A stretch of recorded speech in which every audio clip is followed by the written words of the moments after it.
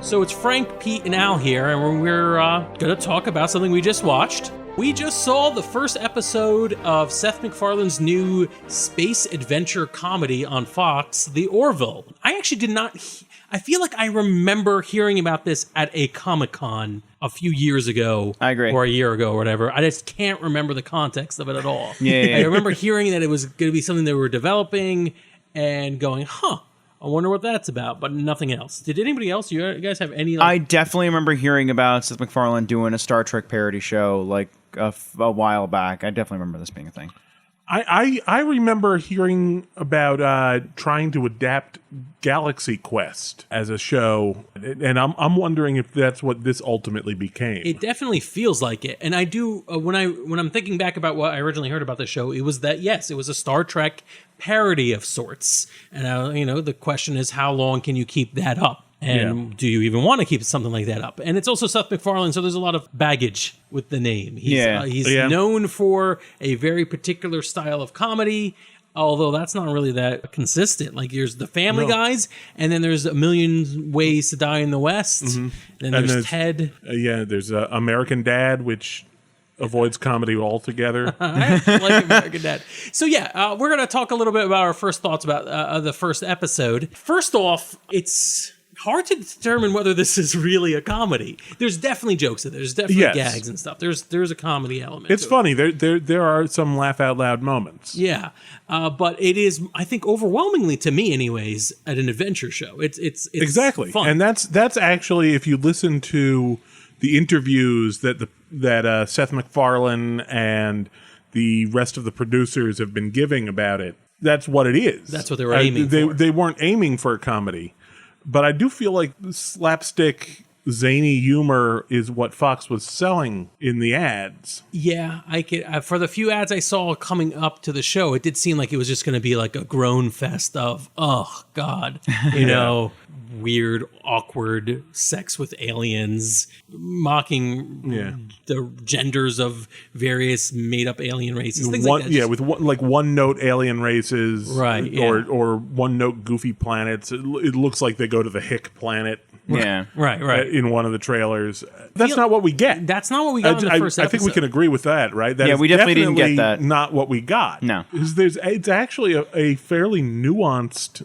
I don't want to call it dramedy. No, I don't know what to call it. I wouldn't call it nuanced either. I would say really. An adventure comedy. And here's where I think it does stand out. Maybe this tackles somewhere where Pete's going on with the nuance. It feels more realistic than any Star Trek I've seen. It feels like this could be where we're headed in 400 years.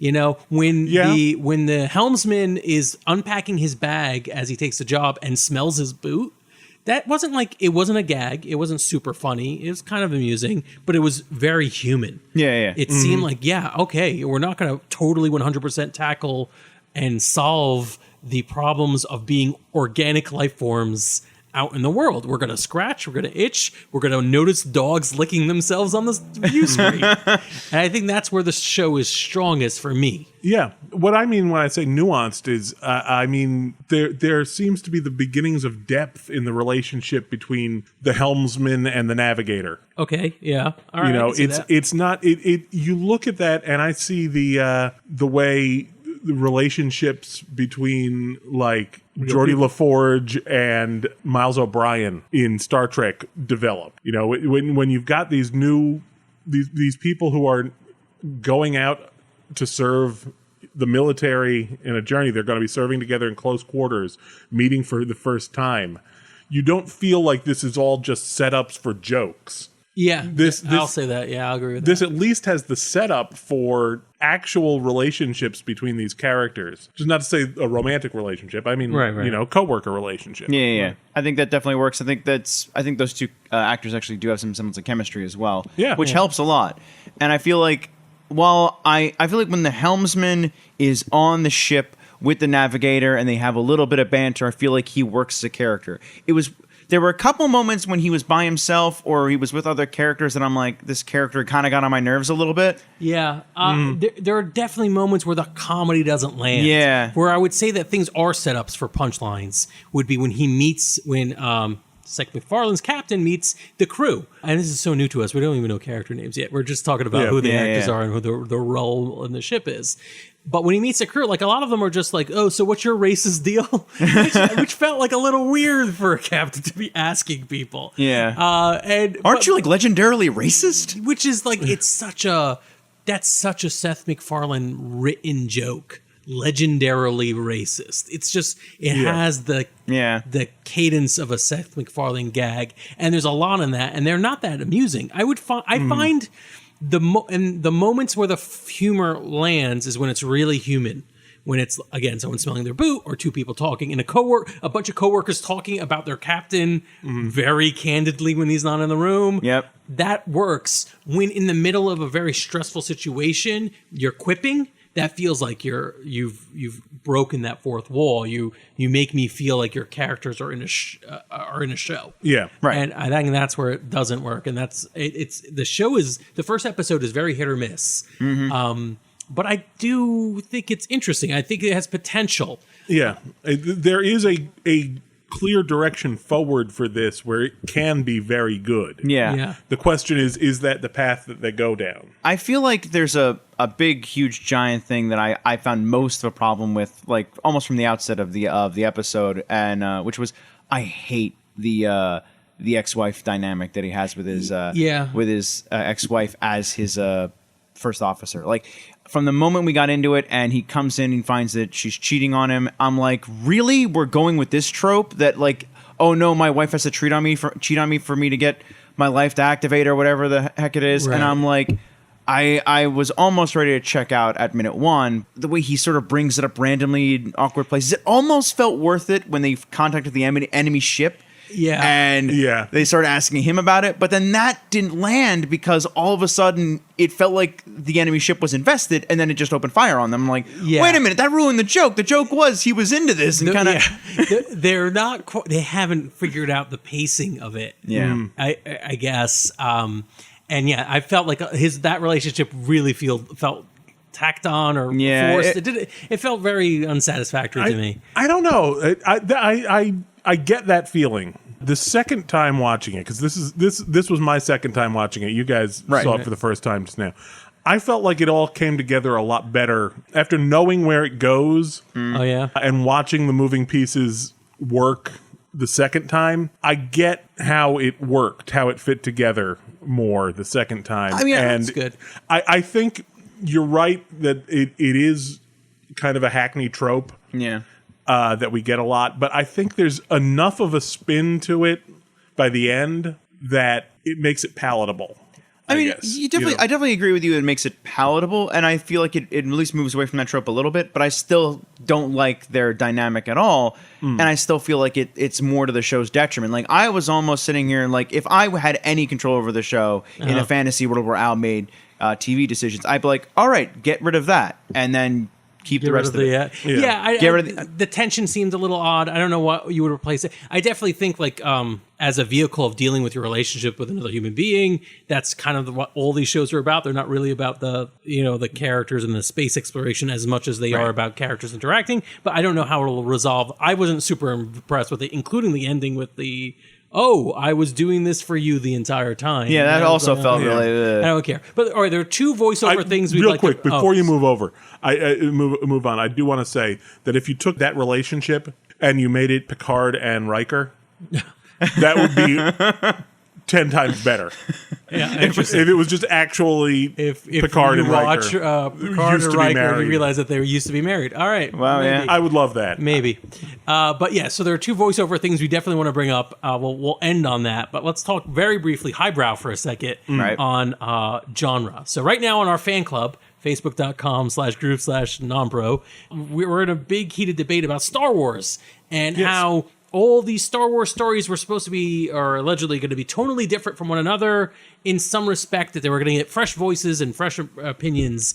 And recent casting decisions kind of make it seem like that's in question.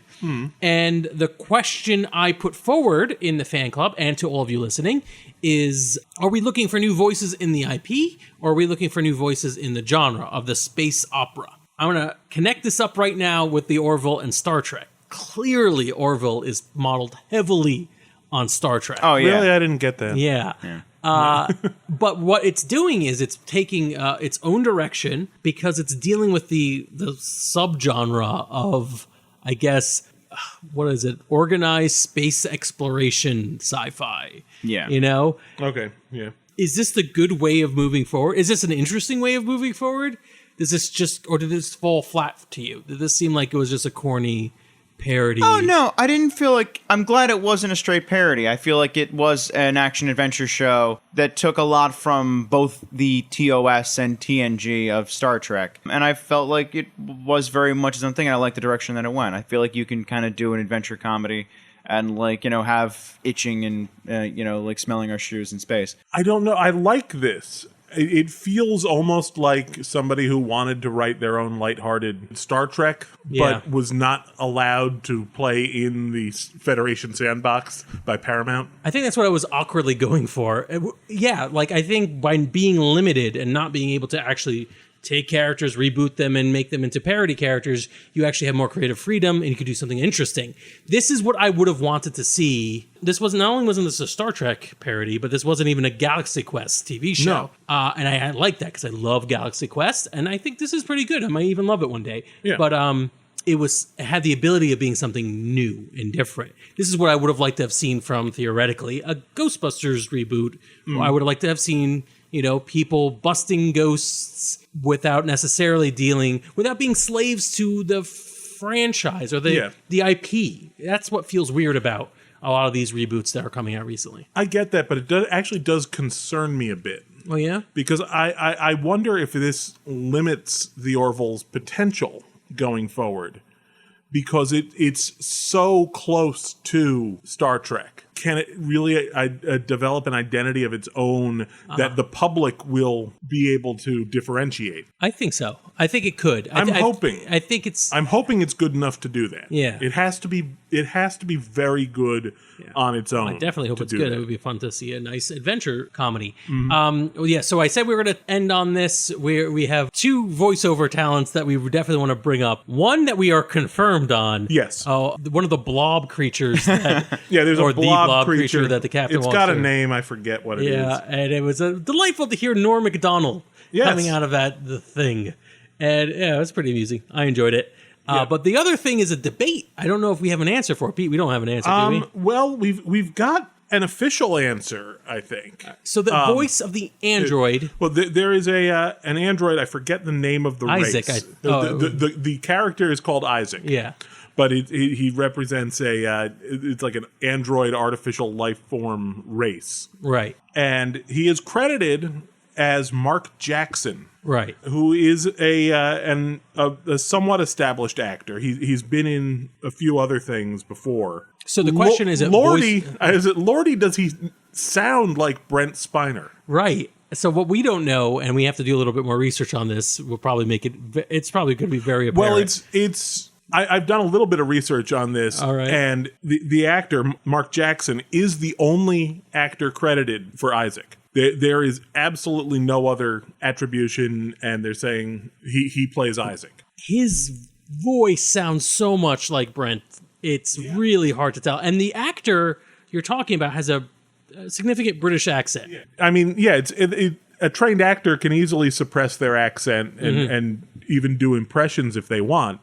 But Isaac doesn't always sound to me like Lieutenant Commander Data. He does always sound like Brent Spiner. I'll agree. Yeah, I mean, Brent Spiner had a definite close. voice. Yeah, he did for Data. I think we've got a Michael Jackson appearing on The Simpsons. Oh, maybe deal here, because I suspect. Even if it wasn't specifically laid out in his contract, which it probably was, I suspect Paramount would be none too happy if he were to reprise a role as a robotic type creature on another essentially Star Trek. I definitely agree with rip-off. that. I believe so. But keep in mind, I believe the Michael Jackson appearing on The Simpsons has since been debunked as it wasn't actually Michael Jackson. No. It was a voiceover person. No. Has it been reversed? It has been reversed and confirmed. Oh, my Lord. It's this rabbit It'll hole. never end. It'll Just never end. keeps getting deeper. All right, so I will definitely give this a second episode. I hope maybe you guys will too. Oh, I'll definitely give it a second episode. And of course, rate and review this podcast if you like more very short hot takes on TV shows. Probably have a stronger ending next time. But whatever. Good night. Good night, everybody. This has been a non-productive media presentation. Executive producer Frank Hablawi. This program and many others like it on the Non-Productive Network is distributed under a Creative Commons Attribution Non-Commercial No Derivatives license. Please share it, but ask before trying to change it or sell it. For more information, visit non-productive.com.